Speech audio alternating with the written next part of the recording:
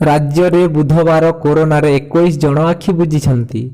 एहा सहित राज्य में कोरोना जनित मृत्यु संख्या 20,378 पहुंचला। स्वास्थ्य और परिवार कल्याण विभाग पक्षरु एही सूचना दिया जायछि।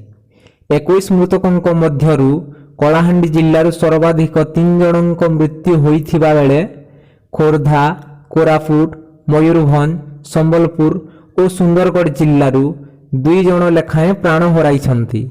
सेहीपरि बरगढ़, बलांगीर, कटक, कंधमाल, केन्दुझर, नयागढ़, नुआपड़ा और पुरीरू जणे लेखाएं कोरोना संक्रमितों मृत्यु घटिछि।